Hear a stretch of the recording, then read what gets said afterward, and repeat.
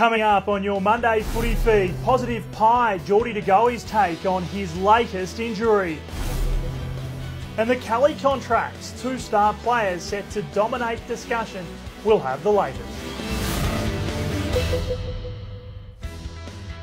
So here we go for 2019, and Jordan De Goey's race to be fit for round 1 is a story we're going to be watching very closely in the coming weeks. The forward limped into training this morning on crutches, but not wearing a moon boot on his left ankle after that incident on Friday. He is adamant that he will be right to face the Cats on March 22.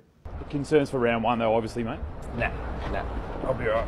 100% right? Yeah. The outlook not so optimistic for fellow forward Will Hoskin-Elliott, who's headed for leg surgery. You'd rather miss the front half of the year or the front couple of games rather than the back end. So frustrating, but I'd rather do it now. On the track today, returning Magpie Dane Beam showed his class, while Brodie Grundy appeared to be over his toe injury.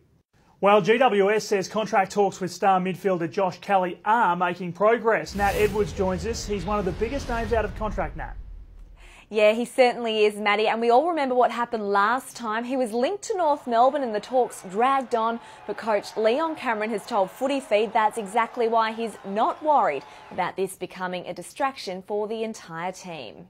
When we had discussions, yeah, it did drag out till the back end of the year, but he wasn't All-Australian. He had his best year yet. So clearly Josh can handle that sort of focus and pressure.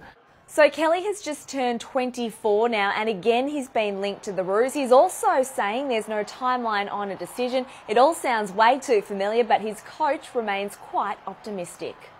We're progressing really well, and I think it'll take care of itself. One thing is for certain, Matt, the speculation won't stop until he's signed on the dotted line. Back to you. Thank you, Nat. From one Kelly to another, Mitch Cleary. The Cats can't be optimistic about Tim Kelly, can they? Well, Matt, they're saying they're going to park conversations with Kelly on 2020 until later this year, but it's my understanding we're going to be heading down the same path as last year's trade period and seeing requests to move home to the Eagles. The only difference this year will be that he will be out of contract, making that move all the more easier. In a story that's online at the moment, Chris Scott says he continues to be amazed at how Kelly can separate footy and family matters, and he's bound for much of the same role this year in the midfield, even potentially more time on ball with Gary Ablett moving into attack. Matt? Thanks, Mitch. Over in Adelaide at the Indigenous All-Stars Summit, Hawks recruit Chad Wingard on light duty says he continues to recover from a calf injury that's keeping him out of AFLX, but his new teammates are not worried. You know, he's on a modified program at the moment.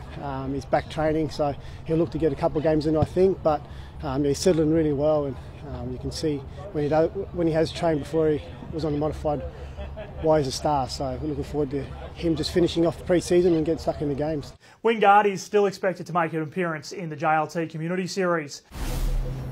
The contract extension at Freo today for key forward Matt Tabata.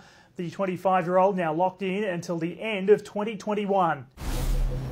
And finally this Monday, it's double delight for Melbourne AFLW star Daisy Pearce, welcoming twins Sylvie and Roy to the world, and there's no doubt who they barracked for already. It is great to be back. From all of us, have a great night.